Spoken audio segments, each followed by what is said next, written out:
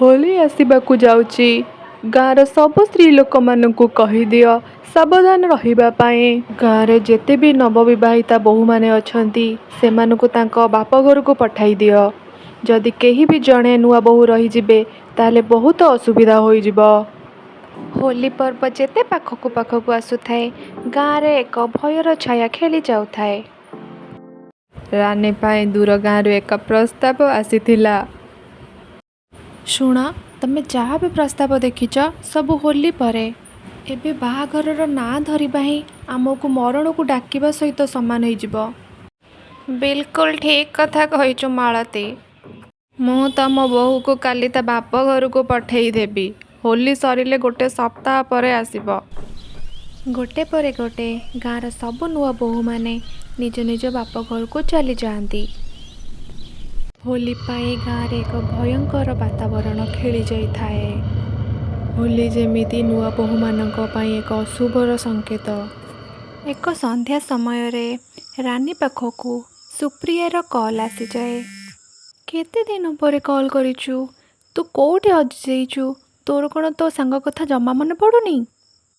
ଆରେ ୟାର, ସେମିତି କିଛି କଥା ନାହିଁ। ମୋର ତୋ କଥା ବହୁତ ମନେ ପଡ଼ୁଛି। ତୁ ତ ଜାଣିଛୁ ନା, ଏତେ ସମୟ ହେଲାଣି କାମ ଚକ୍କରରେ ମୋ ନିଜ ପାଇଁ ସମୟ ମିଳୁନି। ଥାଉ, ତୁ ଆଉ କହନି। ଏମିତି କି କାମ ଆସିଲେ ତୋର ମୋ କଥା ମନେ ପଡ଼ୁନି? ମୁଁ ତ ତୋ ଉପରେ ବହୁତ ଜୋରରେ ରାଗିଛି।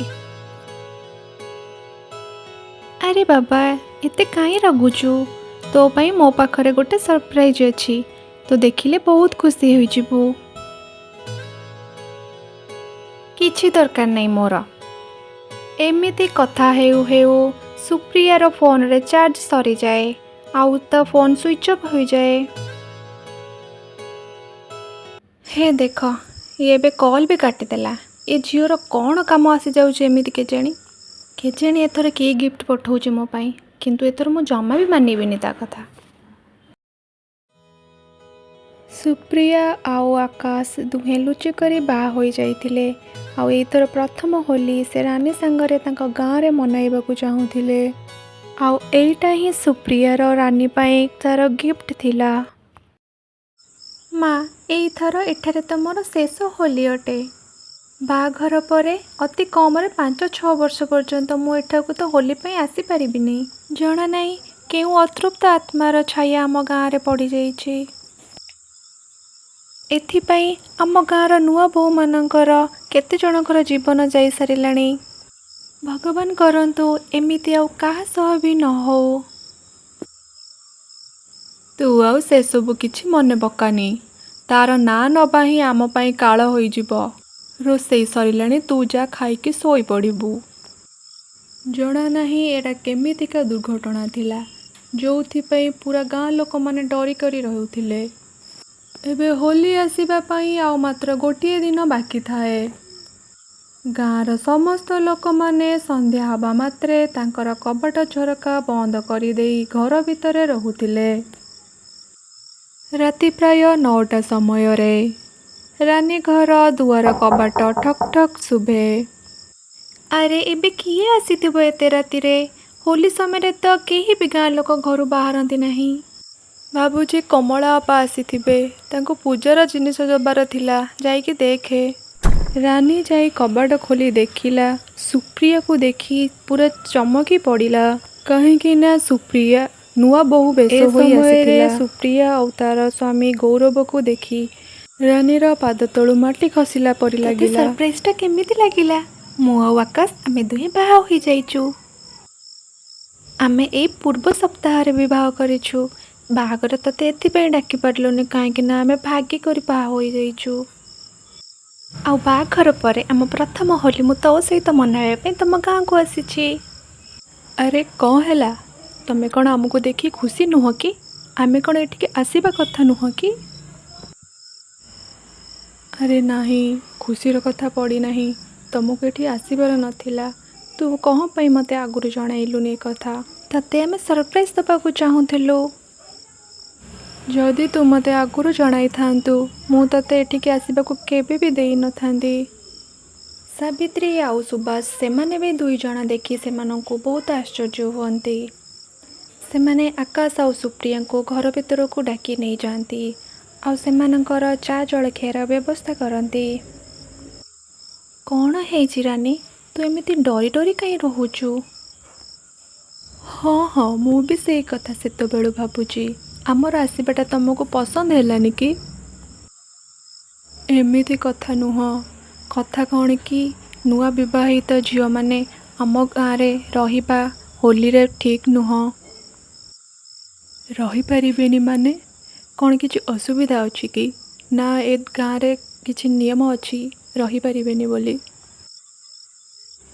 ବହୁତ ବଡ଼ ଅସୁବିଧା ଅଛି, ଯେଉଁଟାକି ତମ ଦୁଇ ଜଣଙ୍କୁ ମୃତ୍ୟୁ ଆଡ଼କୁ ଟାଣି ନେଇଯିବ। ଆରେ ରାନୀ, ତୁ ଏମିତି କ'ଣ ପାଇଁ କହିକି ଆମକୁ ଡରଉଛୁ? କ'ଣ ହେଇଛି? ହଁ ଝିଅ, ଆମ ଗାଁରେ ଏମିତି ହିଁ ହୁଏ। ଆଜକୁ ବହୁତ ବର୍ଷ ହେଲାଣି ଏମିତି ହେଉଛି। ସେ ଯିଏ ବି ନୂଆ ବିବାହିତା ଲୋକ ରହୁଛନ୍ତି, ସେ ତାଙ୍କୁ ନେଇଯାଉଛି। ଆରେ ଆପଣମାନେ ଏବେ ବି ସବୁ ସେ ଅନ୍ଧବିଶ୍ୱାସକୁ ବିଶ୍ୱାସ କରୁଛନ୍ତି?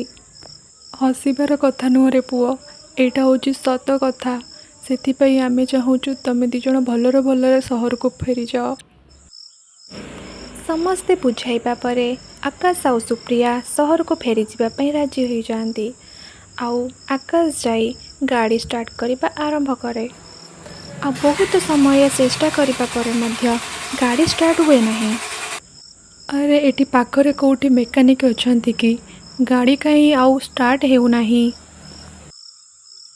ଏବେ ଏ ଗାଡ଼ିକୁ ମେକାନିକ୍ ହିଁ ଠିକ୍ କରିପାରିବ। ଯଦି ଗାଁରେ କିଏ ମେକାନିକ୍ ଅଛନ୍ତି ତାହେଲେ ତାଙ୍କୁ ଡାକି ଦିଅନ୍ତୁ। ହଁ ହଁ ପୁଅ, ଜଣେ ମେକାନିକ୍ ଅଛି ଆମ ଗାଁରେ, ମୁଁ ତାକୁ ଡାକି ଦେଉଛି।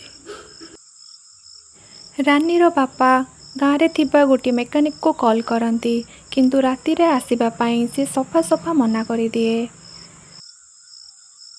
ହୋଲି ସମୟରେ ଆମ ଗାଁରେ ରାତିରେ କେହି ବି ବାହାରକୁ ବାହାରିବା ପାଇଁ ଜମା ବି ରାଜି ହୁଅନ୍ତି ନାହିଁ।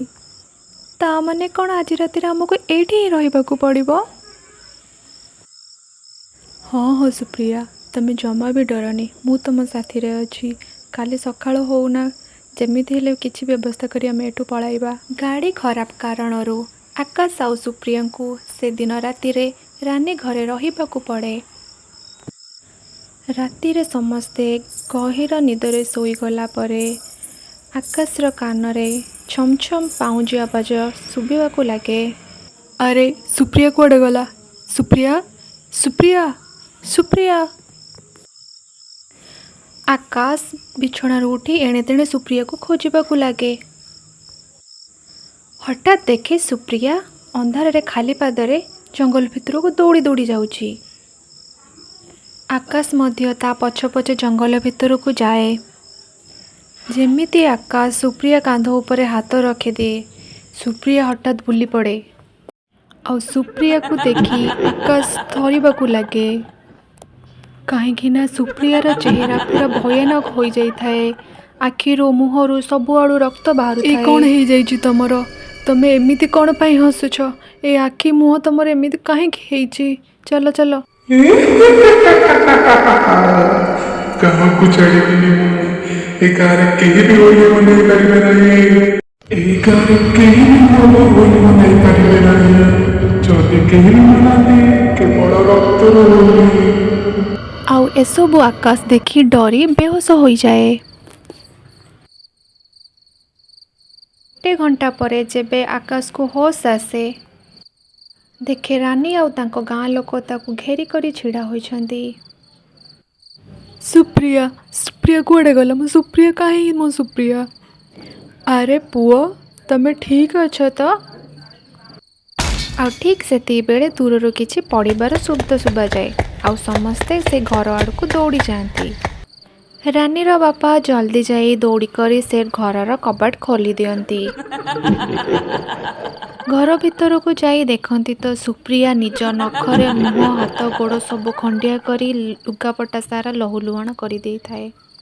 ସୁପ୍ରିୟା, ତମେ ଏସବୁ କ'ଣ କରୁଛ ସୁପ୍ରିୟା?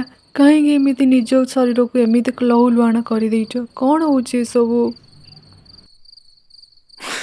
ମାରିଦେବି ତାକୁ। କାହାକୁ ବି ମୁଁ ଏ ଗାଁରେ ରଖିଦେବିନି। ଯେଉଁମାନେ ବି ନୂଆ ବୋଉ ଆସିବେ, କେହି ବି ହୋଲି ବନେଇ ପାରିବେନି, ମୁଁ ମାରିଦେବି। ଆଉ ଏତିକି କହିସାରି ସୁପ୍ରିୟା ଧୀରେ ଧୀରେ କାନ୍ଥ ଉପରକୁ ଚଢ଼ିବାକୁ ଲାଗେ। ନିଜ ଆଖି ସାମ୍ନାରେ ଏପରି ଭୟଙ୍କର ଦୃଶ୍ୟ ଦେଖି ସମସ୍ତେ ଭୟରେ ଥରିବାକୁ ଲାଗନ୍ତି। ମୋ ସାଙ୍ଗକୁ ଛାଡ଼ି ଦିଅ, ସେ ଜାଣିନଥିଲା ଏମିତି ରହସ୍ୟ ଅଛି ବୋଲି ହୋଲିରେ ଆମ ଗାଁରେ। ମୁଁ କାହାକୁ ବି ଛାଡ଼ିବିନି, ଏଠି ସମସ୍ତେ ମରିବେ ଯେମିତି ମୁଁ ମରିଥିଲି। ତାପରେ ସୁପ୍ରିୟା ଧୀରେ ଧୀରେ ଉପରୁ ତଳକୁ ଖସିବାକୁ ଲାଗେ। ଦୂରରେ ପଡ଼ିଥିବା ଏକ ହତିଆର ଆଣେ ଆଉ ତାପରେ ନିଜ ମୁଣ୍ଡକୁ ନିଜ ଦେହରୁ କାଟିକି ଅଲଗା କରିଦିଏ। ଏ କ'ଣ କଲ ତମେ? ମୋ ସୁପ୍ରିୟା ମୋତେ ଛାଡ଼ିକି ଚାଲିଗଲା। ମୁଁ କାହିଁକି ଏଠାକୁ ଆସିଥିଲି? ଆରେ ଏସବୁ କ'ଣ ହେଉଛି? ଆଉ କାହିଁକି ନୂଆ ବୋହୂମାନେ ହୋଲିରେ ଏ ଗାଁରେ ରହିପାରିବେନି? ଏମିତି କ'ଣ ହୋଇଥିଲା? ୟା ପଛରେ ବହୁତ ବଡ଼ ଲମ୍ବା କାହାଣୀ ଅଛି ପୁଅ। ଆଉ ଏ କାହାଣୀ ହେଉଛି ଆମ ଗାଁ ରୂପାର। ଆମ ଗାଁରେ ଗୋଟେ ଝିଅଟେ ଥିଲା, ତା ନାଁ ରୂପା। ତା ନାଁ ଯେପରି ରୂପା, ସେ ମଧ୍ୟ ବହୁତ ସୁନ୍ଦର ଆଉ ରୂପବତୀ ଥିଲା। ସେ ଆମ ଗାଁର ଅମର ନାମକ ନାମରେ ଜଣେ ପୁଅକୁ ଭଲ ପାଉଥିଲା ଆଉ ତାକୁ ବାହା ହେବାକୁ ମଧ୍ୟ ଚାହୁଁଥିଲା। ଅମର, ହୋଲି ଆସିବାକୁ ଯାଉଛି। ମୁଁ ଚାହୁଁଛି ଏ ହୋଲି ପରେ ହଉ କିମ୍ବା ଏ ହୋଲି ପୂର୍ବରୁ ହଉ ଆମେ ସ୍ୱାମୀ ସ୍ତ୍ରୀ ବନ୍ଧନରେ ବାନ୍ଧି ଯିବାକୁ ଚାହୁଁଛି। ଆରେ ରୂପା, ମୁଁ ବି ତ ଏଇଆ ଚାହୁଁଛି। ତମେ ବ୍ୟସ୍ତ ହୁଅନି, ଏଇ ହୋଲି ପୂର୍ବରୁ ମୁଁ ଆମ ଘରେ କହି ବାହାଘରର ବ୍ୟବସ୍ଥା କରୁଛି।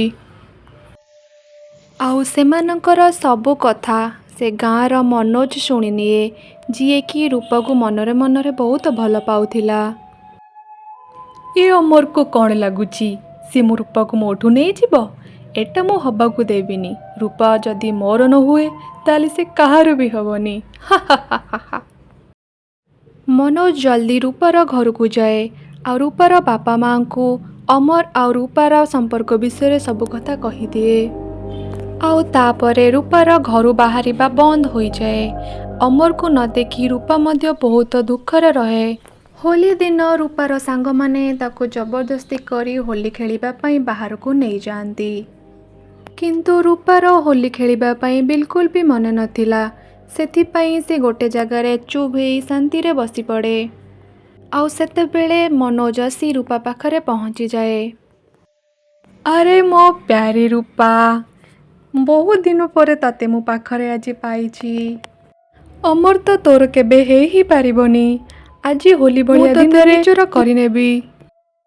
ଏକଥା ଶୁଣି ରୂପା ରାଗିଯାଇ ଉଠିପଡ଼ି ମନୋଜର ଗାଲରେ ଗୋଟେ ଜାବଡ଼ା ମାରେ। ଦୂରେଇ ରୁହ ମୋ ଠାରୁ। ଏ ରୂପା କେବଳ ଅମରର, ଆଉ କାହାର ହବା ଆଗରୁ ମୁଁ ନିଜକୁ ମରିବାକୁ ପସନ୍ଦ କରିବି। ତୁ ନିଜକୁ କ'ଣ ଭାବୁଛୁ? ମୁଁ ତତେ କେବେ ଛାଡ଼ିବିନି। ତୁ ମୋର ନୁହଁ ମାନେ କାହାର ବି ନୁହଁ।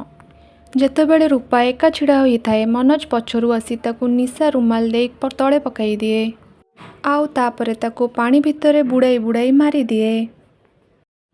ମନୋଜ ରୂପା ସହିତ ଯାହା ବି କିଛି କଲା, କିଛି ବି ଠିକ୍ କଲାନି। କିନ୍ତୁ ସେଥିପାଇଁ ସେ ତା'ର ଫଳ ନିଶ୍ଚୟ ପାଇଲା। କିଛି ଦିନ ପରେ ତା ଘରୁ ମନୋଜର ମୃତଦେହ ମିଳିଲା। ଆପଣମାନେ ନିଜର ଗାଁର ଅଭିଶାପକୁ ଦୂର କରିବା ପାଇଁ କିଛି କରୁନାହାନ୍ତି କାହିଁକି? ମୋ ସୁପ୍ରିୟାର ଜୀବନ ଏଥିପାଇଁ ଚାଲିଗଲା।